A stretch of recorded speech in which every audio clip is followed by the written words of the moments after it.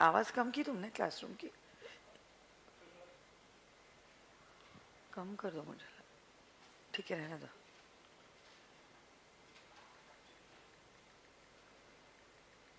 Check.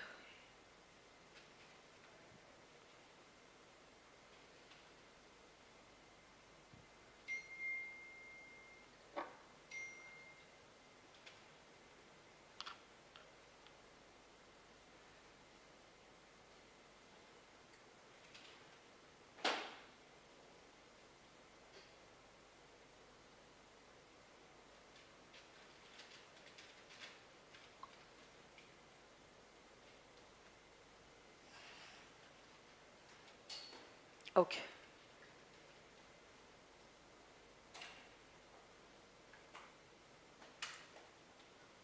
चलो शुरू करते हैं।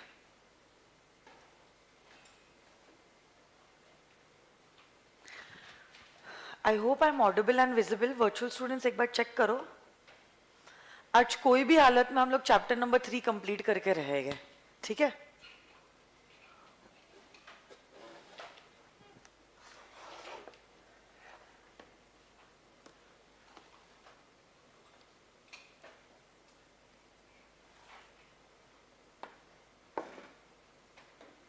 ओके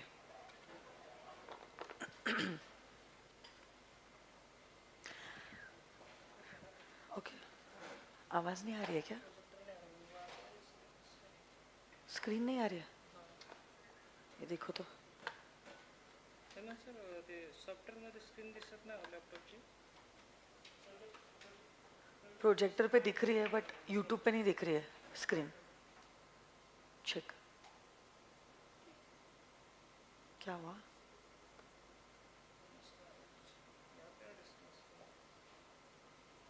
इसको निकाल के वापस लगाओ क्या?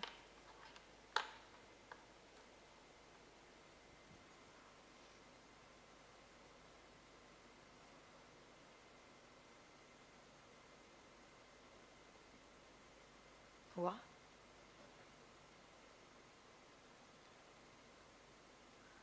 कल भी जो लेक्चर रहेगा ना वो ये टाइम पे ही रहेगा, कल के दिन बस। परसों से हम लोग सुबह 8 बजे ही रखेंगे। मैं रिवाइज करना चालू कर दूं क्या? हाँ, क्या बोल रहा? हाँ, मैं वही बोल रही हूँ, रिवाइज करना चालू कर दो ना, तब तक स्क्रीन चालू हो जाएगा। एक्चुअली वर्चुअल स्टूडेंट्स को ये स्क्रीन नहीं नजर आ रही है, आप लोगों को नजर आ रही है। इससे थोड़े ना होता है। 1 मिनट ट्राई करते हैं, नहीं तो शुरू कर देती हूँ फिर। Virtual students, please make a note of the timings for tomorrow. Tomorrow also the class will be conducted in the evening only, okay? Between 5:15.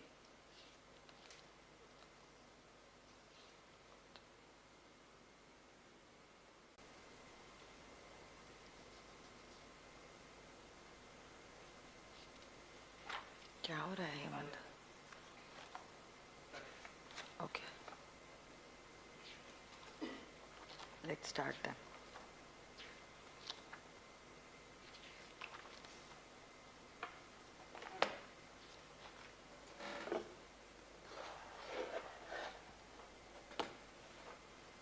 Check.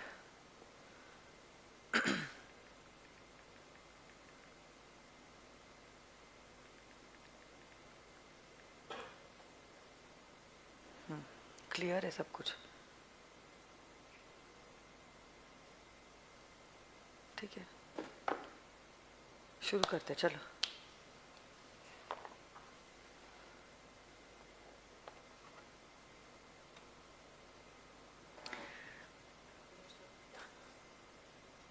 So very good evening to all of y'all. Okay, good evening to all my virtual students also. Saturday के दिन हमने chapter number 3 की शुरुआत की थी of the companies act 2013 और उसके हमने कुछ सेक्शंस देखे थे। सबसे पहले हमने शुरुआत की थी विद सेक्शन नंबर 23 जो यही बात करता था कि कोई भी कंपनी अगर सिक्योरिटीज इशू करना चाहती है तो वो सिक्योरिटीज जब इशू करती है वो कौन से वेज के तहत सिक्योरिटीज इशू कर सकती है। अब अगर आपकी पब्लिक कंपनी है तो public company can go for a public issue और फॉर अ प्राइवेट प्लेसमेंट और फॉर अ बोनस इशू और फॉर अ राइट इशू। आवाज थोड़ी सी कम कर दो ना क्लासरूम की। प्राइवेट कंपनी जो है they can not go for a public offer, but a private company can always go for a right issue, a bonus issue or a private placement. Okay, along with that हमने 26 भी देखा था last session में. What are the matters that are to be stated in the prospectus? तो जो भी matters होते हैं जो आपको प्रोस्पेक्टस में लिखने होते हैं वो SEBI in consultation with the central government prescribe करता है। अलॉन्ग विद दैट आप लोग ये भी जानते हो हर एक prospectus shall be dated and it shall be signed. हाँ या ना?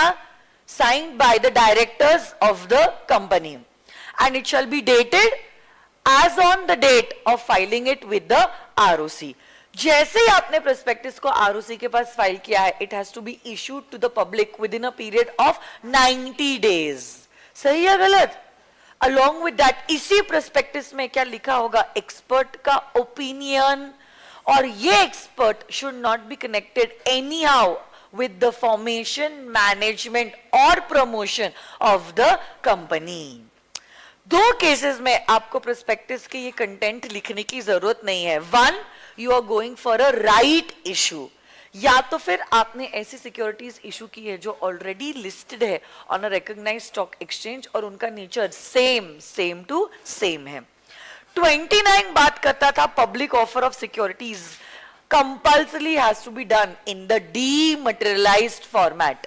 तो पहली बात तो अगर आपकी लिस्टेड कंपनी है तो लिस्टेड कंपनी को तो कंपल्सरी अपनी सारी सिक्योरिटीज इशू करनी होती है in the dematerialised format. In fact even public companies which are unlisted उनको भी आज के जमाने में सारी की सारी सिक्योरिटीज इशू करनी होती है in the dematerialised format.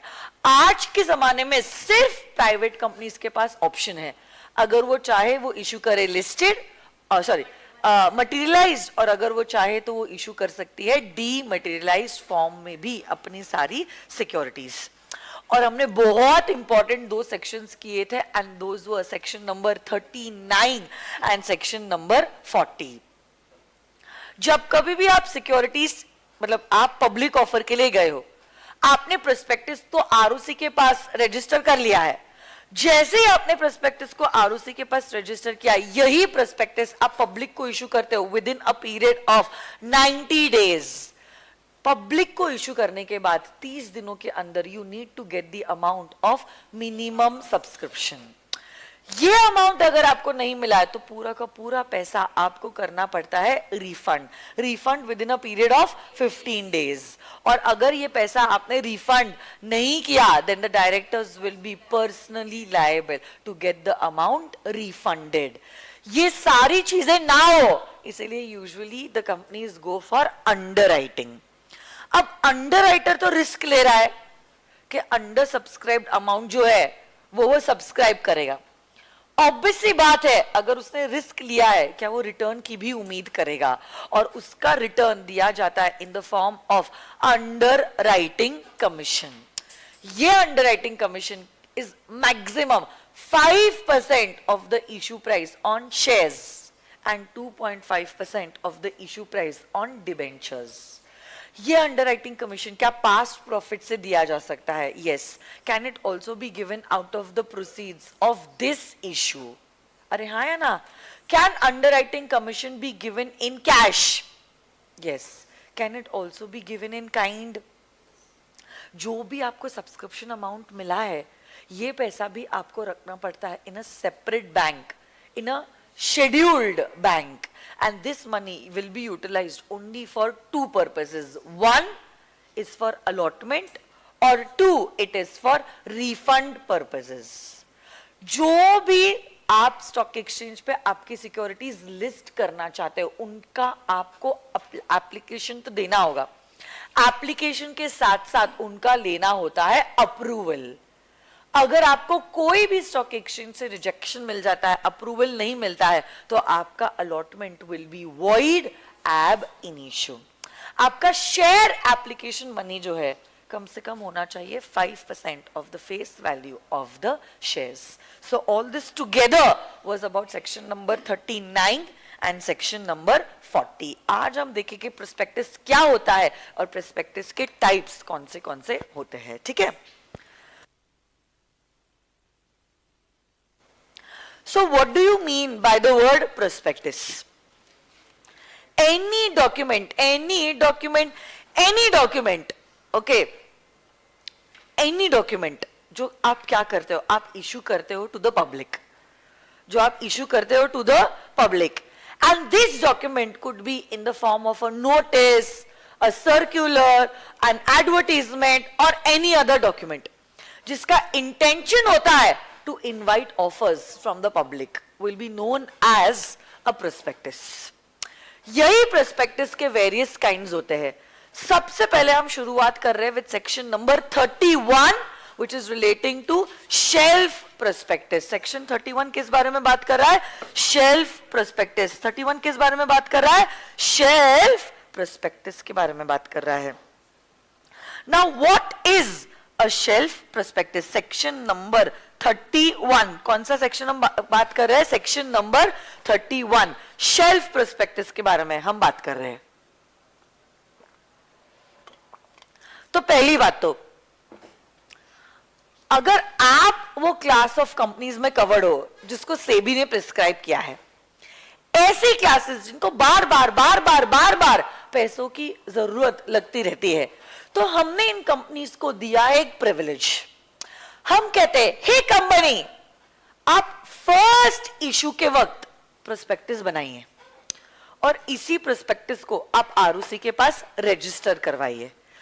This prospectus that you have registered with the ROC will be valid for a period of 1 year from the date of the opening of the first offer. From the date of the opening of the first offer. जैसे ही अपना first offer का opening date हुआ, वहां से 1 साल तक हमारा यह प्रोस्पेक्टस वैलिड होता है. इस 1 साल के बीच में अगर आपको वापस से पब्लिक इशू करना है, आपको नया प्रोस्पेक्टस बनाने की जरूरत नहीं है. आप बस एक छोटा सा डॉक्यूमेंट बनाते हो और इसी डॉक्यूमेंट को हम कहते हैं एज एन इंफॉर्मेशन मेमोरेंडम. क्या कहते हैं हम लोग? इंफॉर्मेशन मेमोरेंडम, जो बनाया जाता है इन फॉर्म नंबर PAS2. डायरेक्टली ऐसे मुंह पे हवा आ रही है. एक ही minute.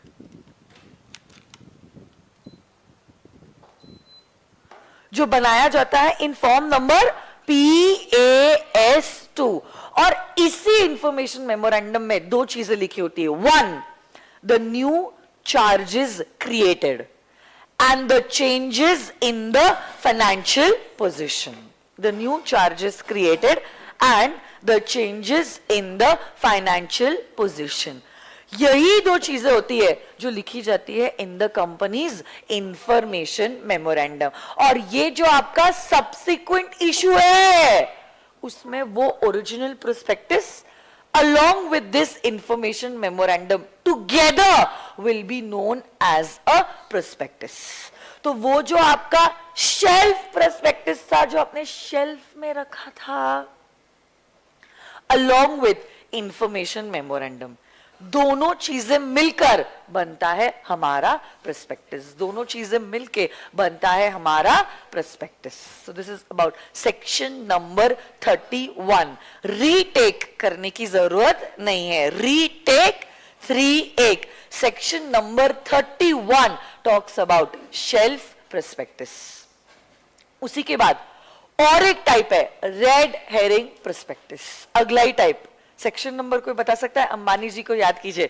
Section number 32 talks about a red herring prospectus. देखो, जब कभी भी आप प्रोस्पेक्टस इशू करते हो ना, ये जो इशू होता है या तो हो सकता है एक fixed price issue. Fixed price issue मतलब क्या? हमने प्रोस्पेक्टस में ही लिख दिया है कि इस प्राइस पे हमारी सिक्योरिटीज जो होगी वो इशू होगी. But majority companies never go for a fixed price issue. They go for a book building issue. ये जो बुक बिल्ड इशू होता है ना, उसमें कंपनी प्रोस्पेक्टस में देती है एक प्राइस बैंड, एक प्राइस बैंड, कि हमें लगता है हमारे कंपनी के शेयर्स 100 रुपए से 120 के बीच में है, 100 रुपए से 120 के बीच में है। अब हे पब्लिक, आप ही बताओ कि कितने प्राइस पे आप कंपनी के कितने सिक्योरिटीज खरीदने के लिए रेडी हो। और ऐसे करके होता है book building process, sometimes also known as the bidding process.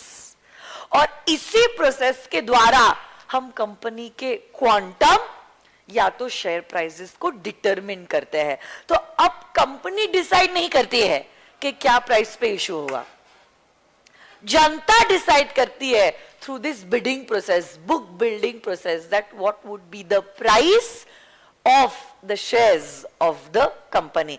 तो ऐसे जो प्रोस्पेक्टस इशू होते हैं जिसमें क्वांटम या तो प्राइस के बारे में डिटेल्स मिसिंग होते हैं, उसी को कहते हैं as a red herring prospectus. उसी को क्या कहते हैं? Red herring prospectus.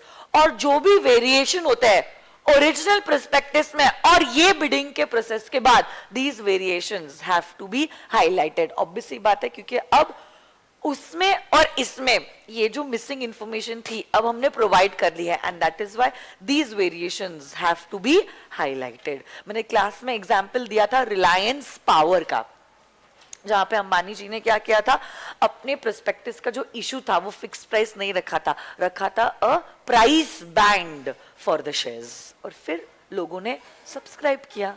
हाँ और सेक्शन 25 जो है 33 तो आपके सिलेबस में है नहीं। Abridged prospectus, abridged prospectus is a kind of a summary prospectus, abridged prospectus is a kind of a summary prospectus. तो सुनो ना मेरी बात, 31, 32, 33 and plus you also have section number 25 deemed prospectus। section 25 किस बारे में बात कर रहा है? deemed prospectus के बारे में। तो ये पॉइंट क्या कहता है? ये पॉइंट कहता है अगर कोई कंपनी ने अपने सिक्योरिटीज को पब्लिक को इशू नहीं किया है, बट कंपनी ने अपने सिक्योरिटीज को इशू किया है to an intermediary and issuing house, और ये जो इशूइंग हाउस है ना, वो धीरे धीरे करके थोड़े थोड़े शेयर्स जो है वो जनता तक पहुंचा रहा है। अब देखो, जब इशूइंग हाउस अपने खरीदे शेयर्स जनता को बेचता है, हम इसको प्रोस्पेक्टस का इशू तो नहीं कह सकते, यहां पे तो सेल एंड परचेज हो रहा है। बट अब लॉ मेकर्स कहते हैं अगर ये इशूइंग हाउस ने जनता को सिक्योरिटीज 6 महीने के अंदर ही डिस्पोज करना चालू कर दिया है, तो ये ऑफर फॉर सेल डॉक्यूमेंट को हम डीम करेंगे एज अ प्रोस्पेक्टस, हम डीम करेंगे एज अ प्रोस्पेक्टस। और एक केस है, इशूइंग हाउस ने जहां कंपनी को इन सिक्योरिटीज का पूरा कंसिडरेशन नहीं दिया, मतलब अब देखो ना, इशूइंग हाउस का इंटेंशन क्या था? इन सिक्योरिटीज को फर्दर पब्लिक को बेच के उनसे कंसिडरेशन लेके कंपनी को कंसिडरेशन देना। मतलब इशूइंग हाउस का इंटेंशन कभी भी सिक्योरिटीज को अपने लिए खरीदना नहीं था और जनता तक ही पहुंचाने का इरादा था। और इसलिए इस केस में भी लॉ मेकर कहते हैं कि हम तो ये प्रिज्यूम करेंगे कि ये जो ऑफर फॉर सेल डॉक्यूमेंट है is deemed to be a prospectus. In other cases, what will happen is, in normal cases में the burden of proof is on the ROC. But ये जो 2 cases है, इन 2 cases में तो law maker presume करते हैं कि ये ऑफर ऑफ सेल डॉक्यूमेंट जो है that is a prospectus, it is deemed as a prospectus. And when it is deemed as a prospectus, prospectus से रिलेटेड सारे रूल्स रेगुलेशंस, कल जाके कुछ भी मिसस्टेटमेंट है तो सिविल क्रिमिनल लाइबिलिटी, सब कुछ ये ऑफर फॉर सेल डॉक्यूमेंट को भी अट्रैक्ट करेगा। Getting this or no, my dear friends? So this is about section number 25, document containing an offer for sale to be deemed to be a prospectus. तो अभी तक हमारे 3 sections हुए हैं, 25, 31 and 32, 33 हमारे सिलेबस से हट चुका है। तो आप बता सकते हो, सिर्फ नाम तो बता सकते हो, 4 टाइप बता सकते हो प्रोस्पेक्टस के, बोलो तो,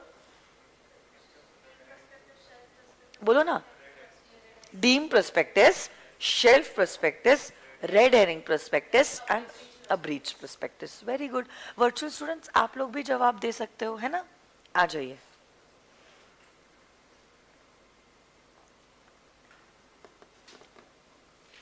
आगे बढ़ते हैं। 29 तो हमारा ऑलरेडी हो चुका है, 39 भी हमारा हो चुका है और 40 भी हो चुका है। अब कुछ छोटी छोटी बातें मैं डिस्कस कर लेती हूं आप लोगों से, सुनो ना मेरी बात। क्या हुआ?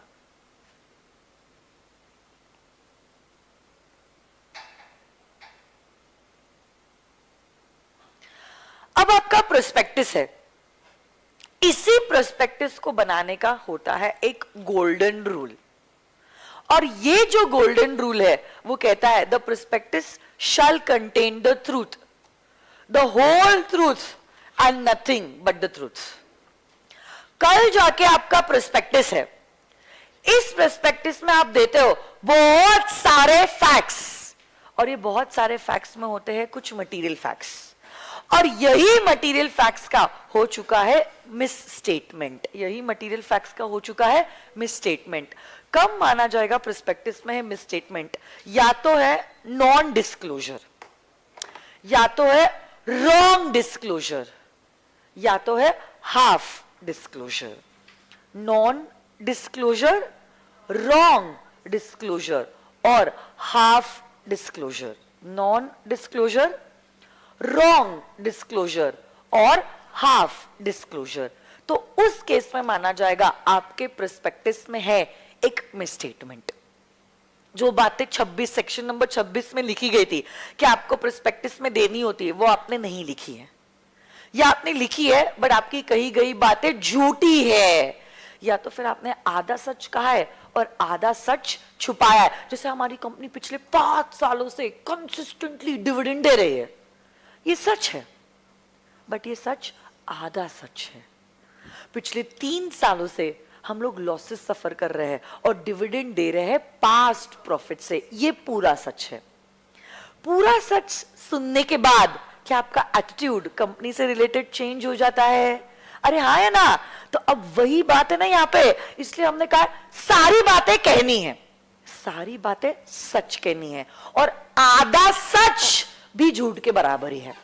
हम तो इसको मिसस्टेटमेंट ही मानेंगे, हम ये नहीं देखेंगे आपने आधा सच कहा है, हम तो ये देखेंगे आपने आधा सच छुपाया है, and that will be considered as a misstatement. Yes और नो गाइज? यस। तो यही मिसस्टेटमेंट अगर होता है तो ऐसे केस में आपके ऊपर लग सकती है civil as well as criminal liability, civil as well as criminal liability. सबसे पहली बात तो section number 34 criminal liability.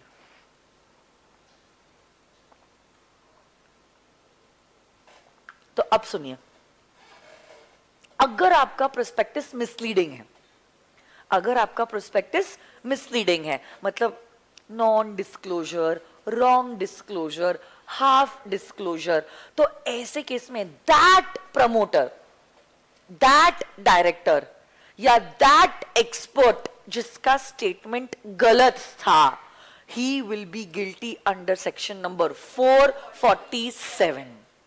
But इसी सेक्शन के 2 डिफेंसेस अवेलेबल हैं। 2 डिफेंसेस मतलब आपको 447 के अंदर सजा नहीं मिलेगी।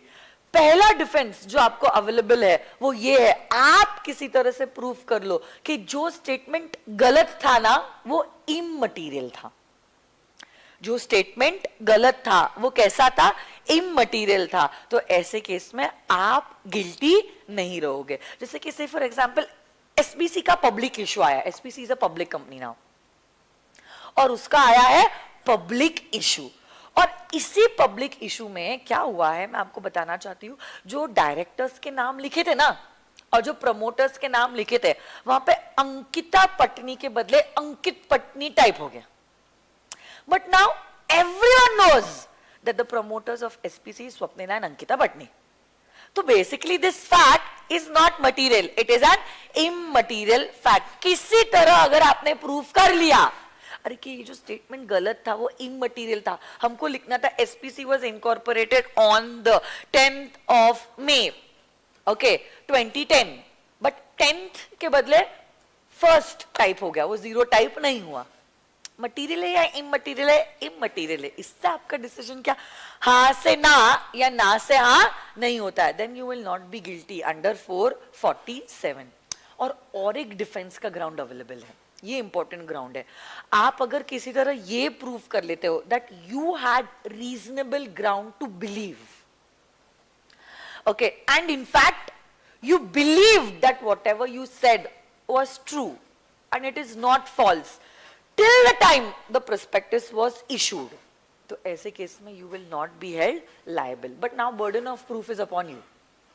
आपको प्रूफ करना पड़ेगा कि हे जज साहब मेरे को तब भी लगता था जो भी मैंने कहा है वो सच है और मेरे को आज भी लगता है कि मैंने जो भी कहा है वो सच है, ये वो ग्राउंड्स है जिसके वजह से मुझे ऐसा लगता है मेरे कहे गए स्टेटमेंट्स ट्रू है. तो इसलिए जज साहब हो सकता है कि आप सही हो बट मैं भी गलत नहीं हूं, इसलिए मुझे सजा नहीं मिलनी चाहिए. तो दोनों में से कोई भी अगर एक डिफेंस आपका प्रूव हो जाता है तो आप गिल्टी नहीं रहोगे. This is section number 34, criminal liability for misstatement in the prospectus. उसी के बाद का जो सेक्शन है that is section number 35 which is talking about the civil liability for the misstatement in the prospectus.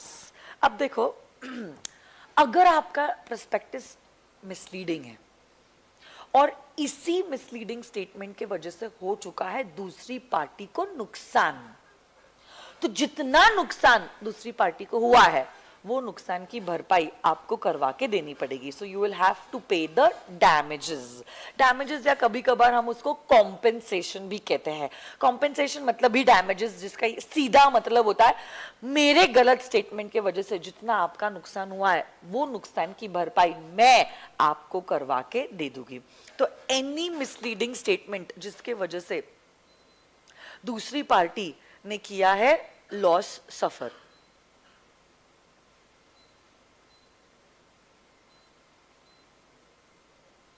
तो जितना लॉस दूसरी पार्टी को हुआ है वो नुकसान की भरपाई जो है आपको करके देनी होगी. आप मतलब कौन हो? You are a director of the company when the prospectus was issued, और you were the proposed director of the company, so you had agreed to become the director of the company.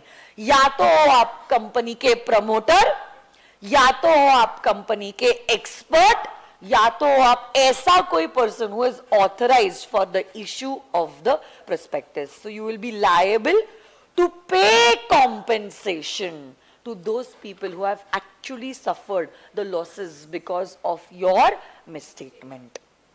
But इसके भी कुछ exceptions है. ये जो section है ना civil liability का सेक्शन नंबर 35, उसके भी है कुछ एक्सेप्शन. सबसे पहला पॉइंट कहता है कि आपने आपका कंसेंट विड्रॉ कर लिया था even before the prospectus was issued.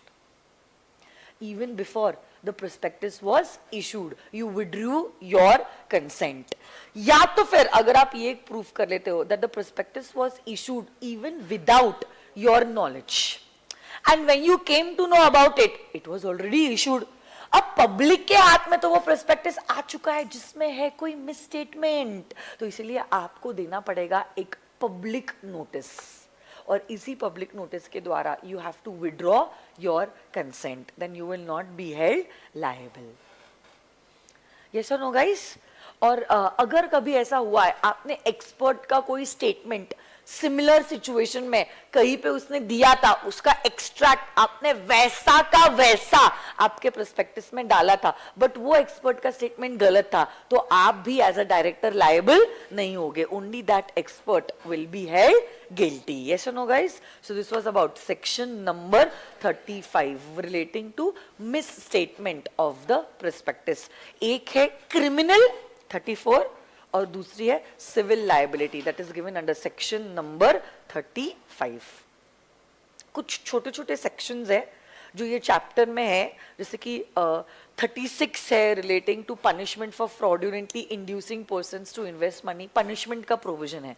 ये आपको खुद होमवर्क के लिए करना होगा। मैंने आपको बताया है कि वैसे तो क्या all the sections are a part of the syllabus. Institute अगर चाहे तो क्या पूरा 100 मार्क का पेपर पनिशमेंट के ऊपर ही डाल सकती है, बट यूजुअली इंस्टीट्यूट नहीं करता है वो चीज, बिकॉज इंस्टीट्यूट भी बिलीव करता है in conceptual understanding, analysis and application. तो ये रिवाइज भी आज में कराओगी, आज ताजा ताजा याद रहेगा, कल का कुछ भरोसा नहीं है, इसलिए it's better you do it on your own. I am not revising 36 and 37। Okay, class action by affected parties, जो क्लास सूट है वो है सेक्शन नंबर 35। 447 भी पनिशमेंट वाला ही प्रोविजन है। एक छोटा सा सेक्शन है जो बात करता है advertisement of prospectus. Yes, that is relating to section number 30। अगर आप चाहो तो आपका प्रोस्पेक्टस का एडवर्टीजमेंट कर सकते हो। Okay, so if a company is coming up with an IPO, you can do a lot of advertisement relating to your issue of prospectus, ताकि ज्यादा से ज्यादा आपको सब्सक्रिप्शन मिले। बस लॉ मेकर इतना कहता है, जब कभी भी आप प्रोस्पेक्टस की एडवर्टीजमेंट कर रहे हो, आपको 5 चीजें उस एडवर्टीजमेंट में बताना जरूरी है। 1, what is the object, Why are you coming up with a public offer? ये पैसों का आप करने क्या वाले हो, ठीक है। Next, what is the liability of the members? तो कितने हद तक कंपनी के मेंबर्स की लाइबिलिटी होती है, लिमिटेड। सारे के सारे सिग्नेटरीज जो है मेमोरेंडम के, मतलब हमारे सब्सक्राइबर्स, उनका नाम क्या है, उन्होंने कितने शेयर सब्सक्राइब करने का वादा किया है, और कंपनी का कैपिटल स्ट्रक्चर क्या है। ये 5 चीजें आपको हर एडवर्टीजमेंट में देना होता है कंपल्सरी। गेटिंग दिस और नो माय डियर फ्रेंड्स? अरे बोलो ना, श्योर, 100%? Very good, wonderful. तो अब हम लोग जाते हैं towards the last section of this chapter, which is relating to private placement, section number 42। आ जाइए, private placement. All important sections I have covered. कुछ कुछ सेक्शंस है जो इतने इंपॉर्टेंट नहीं है, बट अभी 100% तो कवर करना पॉसिबल नहीं होगा।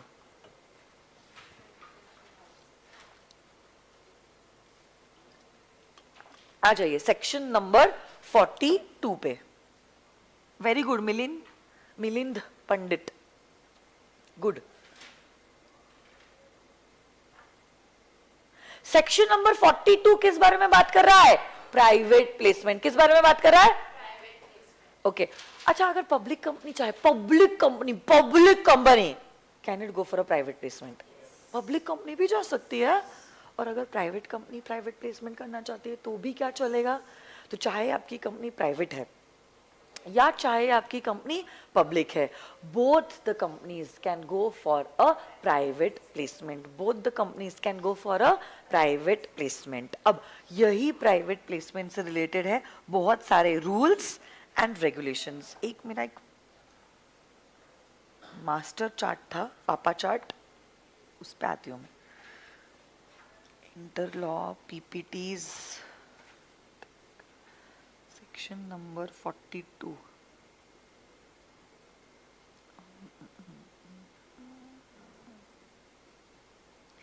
कहीं दिख रहा है private placement?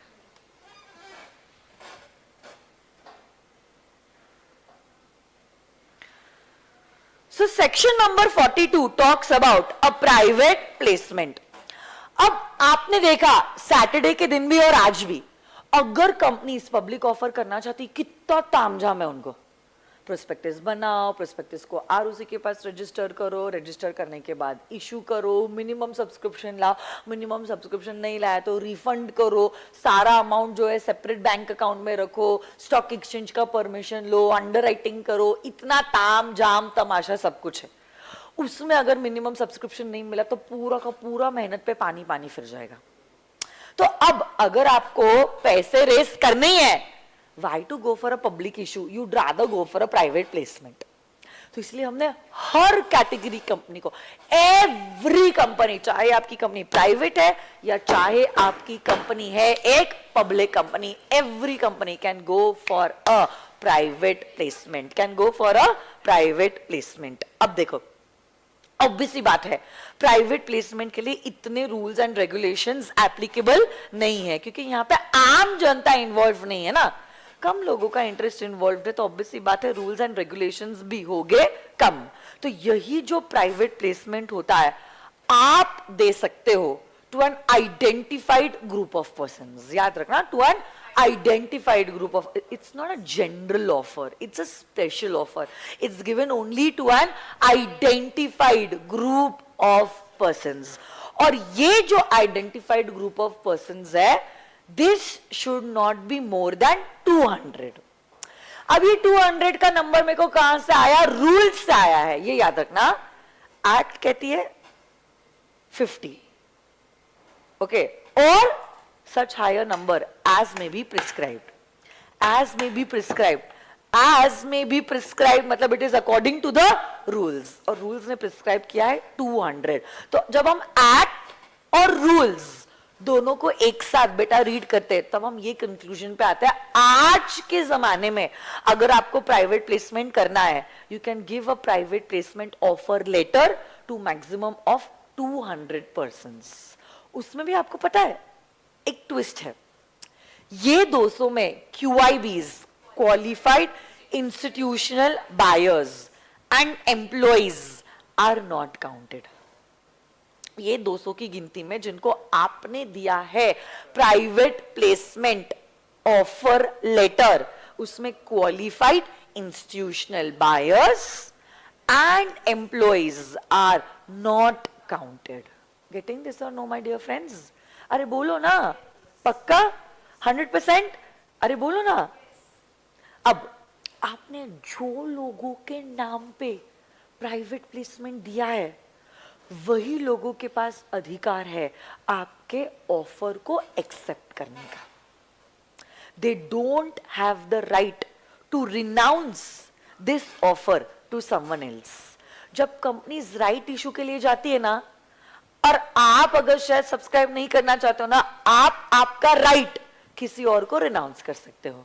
But private placement में तो जो ऑफर मैं देती हूं, मैं आपके नाम से दूंगी तो मैं अर्जुन के नाम से दूंगी, मैं समता के नाम से दूंगी। आपका नाम क्या है? मैं खुशी के नाम पे ये ऑफर दूंगी, और अगर खुशी चाहे तो वो सब्सक्राइब कर ले और ना चाहे तो कुछ ना करे, उसका ऑफर हो जाएगा लैप्स। बट वो चाह कर भी अपना ऑफर समता के नाम पे ट्रांसफर नहीं कर सकती है। आपके नाम पर मैं देती हूं ऑफर, आपके नाम पर मैं देती हूं ऑफर, हाँ या ना? और आप ही इंडिविजुअल कैपेसिटी में, ना आपकी मम्मी, ना आपके पापा, ना आपके भैया, ना आपकी दीदी, ना आपका बेटा, ना आपकी बेटी, कोई नहीं, आप ही एकलौते वो पर्सन ऑथराइज्ड हो जो इस ऑफर के लिए होते हो एलिजिबल, जो इस ऑफर के लिए होते हो एलिजिबल। ऑब्वियस सी बात है, ये ऑफर अगर आप कर रहे हो कुछ तो आपको रेगुलेशंस फॉलो करने पड़ेंगे, आपको लेना होता है approval from the shareholders, and this approval that you are taking from the shareholders is in the form of a special resolution. It is in the form of a special resolution. इसमें बस थोड़ा सा leniency दिया है, अगर private placement के द्वारा आप इशू कर रहे हो नॉन कन्वर्टेबल डिबेंचर्स, आप क्या इशू कर रहे हो? non-convertible debentures. So they are born in the form of debentures and they are going to remain in the form of debentures. और ये जो आप debentures issue कर रहे हो, they are within the limits as prescribed under section 180 subsection 1 clause C, within the limits. तो अगर आपने बोर्ड रेजोल्यूशन भी पास कर दिया ना तो भी चलेगा, आपको SR पास करने की जरूरत नहीं है। बाकी सारी केसेस में यस आपको पास करना पड़ता है स्पेशल रेजोल्यूशन। तो अगर आप इक्विटी शेयर्स इशू कर रहे हो, प्रेफरेंस शेयर्स इशू कर रहे हो, स्ट्रेट अवे एसआर एसआर। सिर्फ नॉन कन्वर्टेबल डिबेंचर्स में आप चेक करते हो, अगर विद इन द लिमिट्स है तो बोर्ड रेजोल्यूशन, अगर बियॉन्ड द लिमिट्स है तो ऐसे केस में स्पेशल रेजोल्यूशन ही एप्लीकेबल होगा। So you need to pass a special resolution. आप आपके जो ये limited group of identified persons हो उनको प्रोस्पेक्टस देते हो क्या? नहीं, इनको आप देते हो प्राइवेट प्लेसमेंट ऑफर लेटर। यही private placement PPOL offer letter is given in form number PAS4 and this PAS4 can be given to a maximum of 200 people excluding the QIBs and your employees। Yes or no guys? और ये private placement offer letter individually आपके नाम पर issue किया जाता है, आपके नाम पर इशू किया जाता है। Yes or no guys? अरे बोलो ना। Along with that, my dear friends, आप कोई भी एडवर्टीजमेंट नहीं कर सकते हो जब कभी भी आप जाते हो for a private placement of private placement, क्योंकि अब ये क्या है, पब्लिक ऑफर है या प्राइवेट प्लेसमेंट है? प्राइवेट प्लेसमेंट है। तो यहाँ पे तो आपको पब्लिक एडवर्टीजमेंट करने का सवाल ही नहीं उठता है, क्योंकि जनता एट लार्ज वैसे भी सब्सक्रिप्शन के लिए एलिजिबल नहीं है। जिनके नाम पे आपने ऑफर दिया है वही एलिजिबल होती है, इसलिए यहाँ पे तो एडवर्टीजमेंट का सवाल ही नहीं उठता। इनफैक्ट अगर आप एडवर्टीजमेंट करते हो या ये सेक्शन के कोई भी प्रोविजन को आप वायलेट करते हो ना, लॉ मेकर तो ऐसा कहती है कि ऐसा माना जाएगा जैसे कि आपका ऑफर प्राइवेट प्लेसमेंट है ही नहीं, इट्स अ पब्लिक ऑफर, और पब्लिक ऑफर से रिलेटेड सारे प्रोविजंस जो है वो हो जाएंगे अट्रैक्ट, वो हो जाएंगे अट्रैक्ट। जो भी पैसा आपको मिल रहा है, this money has to be collected compulsorily through the banking channel. It cannot be collected in hard cash. या तो आप चेक दीजिए, डिमांड ड्राफ्ट कीजिए, या तो आप RTGS, NEFT कीजिए, whatever you want to do, you do. But it has to be routed through the bank account. It cannot be accepted in cash. जैसे ही आपका प्राइवेट प्लेसमेंट का अलॉटमेंट हो जाता है, you need to file a return of allotment with the ROC in form number PAS3। जो भी पैसा आपको प्राइवेट प्लेसमेंट ऑफर लेटर देने के बाद मिला है, this money has to be kept in a separate scheduled bank account which can be utilized again only for two purposes. One is allotment और 2 it can be utilized for refund purpose। क्योंकि अगर कोई कारण से आपका allotment possible नहीं हुआ तो ऐसे केस में आप ये पूरा का पूरा पैसा जो है वो कर दोगे रिफंड। अब देखो, जैसे ही आपने private placement offer letter issue किया, 60 डेज के अंदर आपका हो जाता है अलॉटमेंट। कितने दिनों के अंदर? 60 डेज के अंदर आपका हो जाता है अलॉटमेंट। इन 60 डेज में अगर आपका अलॉटमेंट नहीं हुआ तो ऐसे केस में आने वाले 15 दिनों में आप कर दोगे इस पैसे को रिफंड। अगर ये पैसा, यहाँ पे तो मिनिमम सब्सक्रिप्शन का सवाल ही नहीं उठता है, ठीक है। 15 दिनों में अगर रिफंड नहीं हुआ है, then the directors will be personally liable to refund this money, that too with interest at the rate of 12% per annum, and this interest rate will begin from the 60th day. Yes or no guys? अरे बोलो ना, पक्का? अच्छा, अगर joint holders है, joint holders, okay, तो joint holders को अगर सब्सक्रिप्शन का पैसा देना है, यूजुअली जिसका नाम पहले अपीयर होता है उसके नाम पे आप पैसे मंगवाते हो। जब तक आपका प्रीवियस प्राइवेट प्लेसमेंट खत्म नहीं होता है, आप नया प्राइवेट प्लेसमेंट नहीं कर सकते हो। और 2 प्राइवेट प्लेसमेंट साइमल्टेनियसली कभी भी अलाउड नहीं है, इवन इफ आपकी सिक्योरिटीज अलग अलग नेचर की है। तो हम तो क्या करेंगे, कुछ शेयर्स, कुछ डिबेंचर्स, कुछ इक्विटी शेयर्स, कुछ प्रेफरेंस शेयर्स के भी 10 टाइप है, हम लोग 200 ऐसे लोगों को इशू करते जाएंगे। तो this is not going to solve the purpose.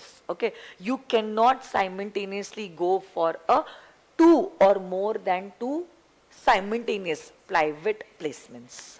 Yes or no guys? So this is all about section number 42 which was talking about private placement। और ऐसे करके हमारा ये जो चैप्टर है वो भी हो जाता है खत्म। ओके, सो अब नए चैप्टर की ओर बढ़ने के पहले हम लोग सॉल्व करेंगे कुछ MCQs। ओके, तो क्या आप लोगों के पास वो त्रिशूल बैच के नोट्स हैं? जिनके पास नहीं है आप लोग रेफर कर सकते हो द स्क्रीन, ठीक है।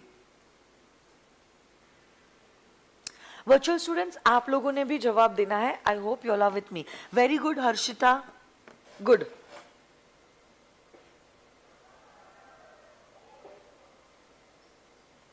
चलो, I just open the notes. कल से तो हम लोग शुरू करने जा रहे हैं with chapter number 4.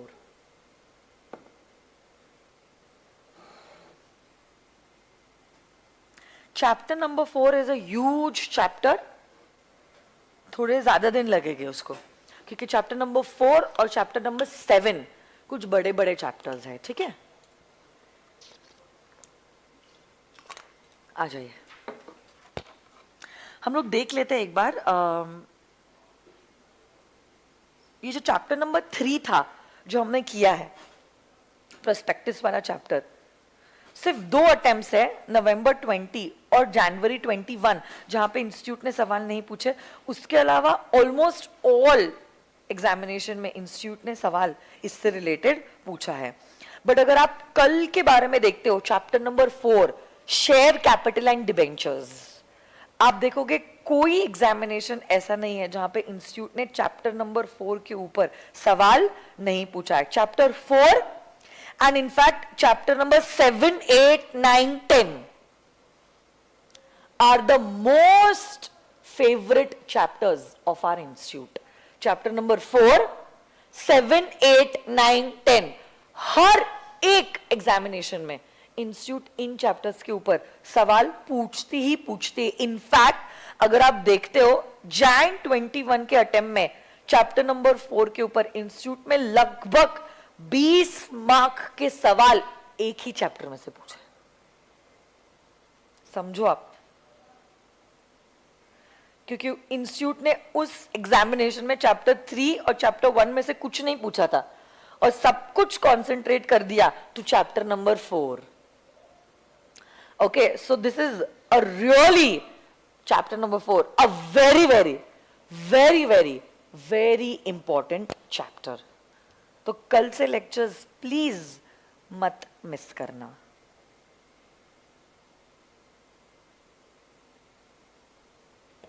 Chapter number 4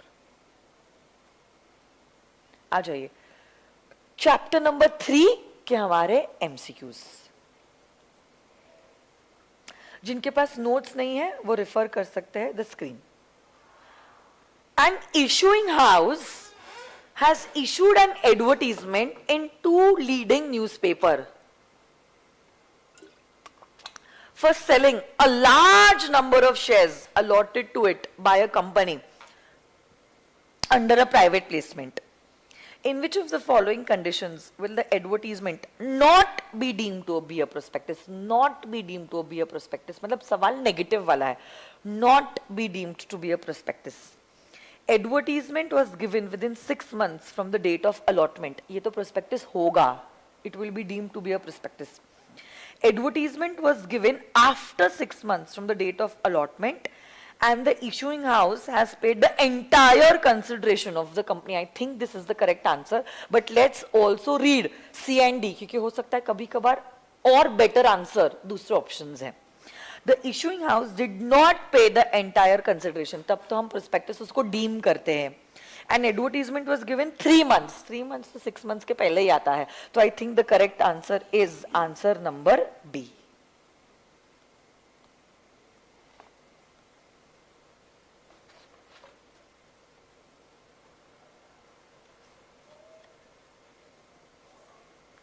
इसने क्या किया है?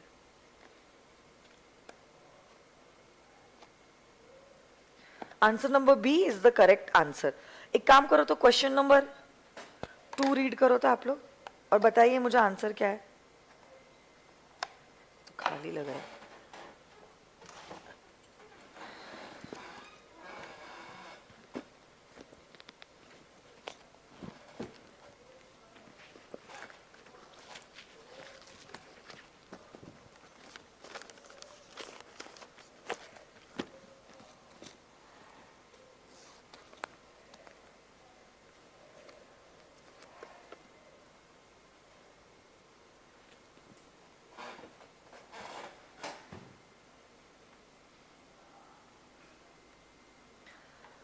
क्वेश्चन नंबर 2 क्या आप बता सकते हो? क्वेश्चन नंबर 2 का क्या आंसर है? क्या सी सही है? So in case of debentures, the rate of underwriting commission shall not exceed 5%. ये तो false है. तो कितना होना चाहिए? Shall not exceed 2.5%. So yes, the correct answer is C. Next, question 3 पे आ जाओ. Very good. वर्चुअल स्टूडेंट्स में थोड़े से नाम ले लेती हूँ फर्स्ट 10 स्टूडेंट्स का जिन्होंने एकदम सही जवाब दिया है. नीरज, संजू, अनामिका, गौतम, मसरी खान, हर्षिता, स्नेहा, महक, जयदीप. Very good. आप सब लोगों ने सही जवाब दिया है including the face to face kids Khushi, Arjun and Samta. Next, a shelf prospectus filed with the ROC shall remain valid for a period of 1 year from the date of registration, 1 year from the date of closing of the first issue, 1 year from the date of opening of the first issue and 90 days. एक तो answer इसका 1 year है and this 1 year is from the date of opening of the first issue. ये हमने revision में आज ही discuss किया है section number 31 shelf prospectus. Okay, very good. Sanju, Harsh, Naveen, Disha, Prithvi, Sneha, very good. Riya, Ritik, Jaina, Mehek, Ghost Gaming. Next, question number 4. Shripath Religious Publishers Limited has received application money of 20 lakh rupees. 2 lakh equity shares of rupees 10 each on 10th October from the applicants who applied for allotment of shares in response to a private placement offer letter made by the company to them. Select the latest date by which the company must allot the shares against the application money so received. आप लोग मुझे बता सकते हो? Yes, within a period of 60 days. तो आपको ना इस तारीख से कैलकुलेट करनी होगी 60 days की पीरियड. कर सकते हो आप? हाँ, अप्रोक्सीमेटली 2 months होता है. तो क्या लगता है आपको जवाब क्या होगा? 9th नवंबर, 24th नवंबर, 9th दिसंबर या 8th January? I think the answer should be 9th of December. हाँ या ना? Very good. निकिता, प्रकृति, कुणाल, ऋतिक, हीमैन, खुशी, संजू, पवित्र मेहता, हर्ष, स्माइली विथ सैकी, सैकी SAAKY, अनोखे नाम है. Neptune Metal Tools Limited was incorporated on the 2nd of December with 25 subscribers and authorized capital of 50 lakhs. The directors of the company are in a dilemma. मतलब वो सोच रहे हैं क्या करे क्या नहीं, उसको कहते हैं dilemma. Whether to issue share certificate to the subscribers in physical form or in the dematerialized form. अच्छा, ये कंपनी पहले कैसी कंपनी है बताइए तो? Is it a private company or a public company? तो आप ही खुद मुझे बताओ सेक्शन 29 के तहत क्या आपकी पब्लिक कंपनी के पास ऑप्शन भी है क्या? तो ये क्यों सोच रहे हो, दिमाग लगा रही है हम प्राइवेट, हम लोग डीमटेरियलाइज्ड में इशू करें या मटेरियलाइज्ड में? इस कंपनी को तो इशू करने पड़ेगा अपने securities compulsory in the dematerialised format. फिर भी आंसर्स देख लेते हैं क्या कहते हैं. बीइंग एन अनलिस्टेड कंपनी, फर्क नहीं पड़ता है अभी आप लिस्टेड हो या अनलिस्टेड हो, हर पब्लिक कंपनी को इशू करने पड़ते हैं securities in the dematerialised format. Neptune में इधर इशू फिजिकल और डीमटेरियलाइज नहीं. Neptune needs to issue shares to the subscribers only in the dematerialised format. Yes, B answer थोड़ा सा करेक्ट लग रहा है. A company having more than 100 share holders, ऐसा कुछ भी नहीं है 100. A company having authorised share capital of 50 lakhs, ऐसा भी कुछ नहीं है. So I think the correct answer is going to be B. Yes और नो गाइस? नेक्स्ट. अच्छा, उतनी ही है क्या? 5 क्वेश्चंस ही है. तो ऐसे करके सक्सेसफुली हमारे हो जाते हैं first 3 chapters complete of the companies act 2013. कल से हम शुरू कर रहे हैं with chapter number 4 share capital and debentures. Please make a note that tomorrow also the class will be in the evening around 5 to 5:15, and then from Wednesday it will be in the morning. Okay? So thank you so much. See you all tomorrow. Bye bye. आज के लिए आपको ये revise करना होगा, जो भी sections हमने किए उसके अलावा कुछ छोटे छोटे सेक्शंस थे जो मैंने नहीं रिवाइज किए हैं, कुछ एक दो सेक्शंस, वो आपको एज अ होमवर्क कंप्लीट करने होंगे. Make it sure you all are with me in the class only. ठीक है? और कुछ बच्चे मुझे पूछ रहे थे इसके अलावा हम क्या कर सकते हैं. बेटा आप क्या कर सकते हो, जैसे ही चैप्टर कंप्लीट हो जाता है रैंडमली आप कोई भी क्वेश्चन पिकअप कर सकते हो और राइटिंग प्रैक्टिस कर सकते हो, because what is equally important is also the writing practice.